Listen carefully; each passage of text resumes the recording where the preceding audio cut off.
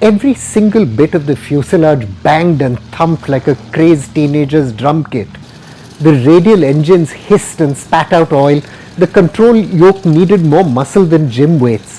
The cockpit reeked of decades worth of sweat and stale cigarette smoke. And yet, these flying collections of spare parts helped save India time and time again. Leading the Indian Air Force's display this Republic Day, along with all the shiny new Dassault Rafales, will be the Douglas DC-3, known as the Dakota, and to some as the Goonie bird. Goonie bird being a kind of Pacific albatross, clumsy looking on the ground, but a miracle once it gets up in the air.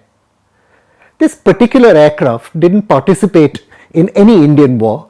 It was purchased by Union Minister Rajiv Chandrasekhar, whose father was a Dakota pilot, and lovingly restored in the United Kingdom. He then gifted it to the IAF.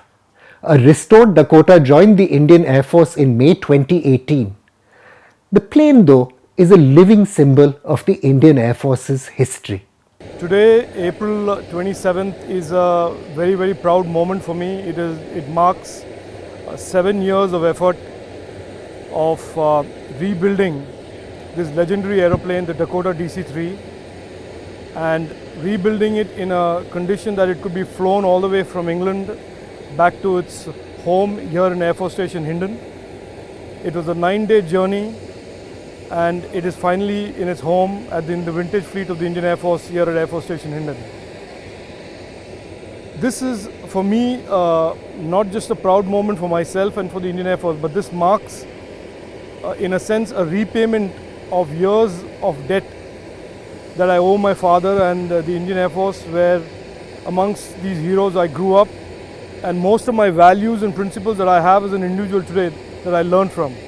75 years ago this year, DC-3s carried many of the paratroopers of the 2nd and 17th Paracommando regiments, who carried out the famous airdrop into the Bangladeshi town of Tangail, capturing the Pungli Bridge on the Yamuna and thus cutting off the Pakistan Army's 93rd Brigade and eventually paving the way for Indian victory.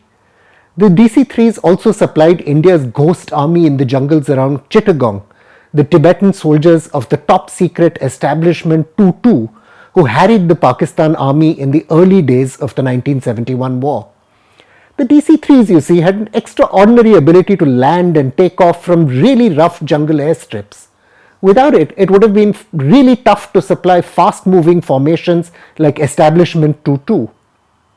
And the DC-3s famously flew in the Indian troops who saved Srinagar from falling to Pakistani irregulars and soldiers in the War of 1947.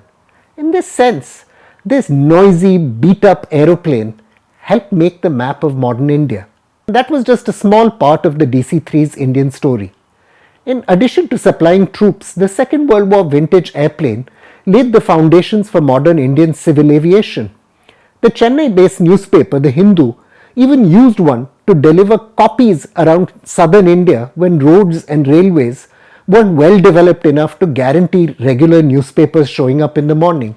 86 years after it made its first flight in 1996, the DC-3 still flies. Buffalo Airways in Canada, which supplies remote communities in the Arctic Circle, still uses one aircraft to ferry cargo. There are, according to the Royal Aeronautical Society, some 20 DC-3s still flying in Colombia, the only aircraft that can reliably and cheaply get to remote communities. The oldest DC-3 still flying was made in 1937.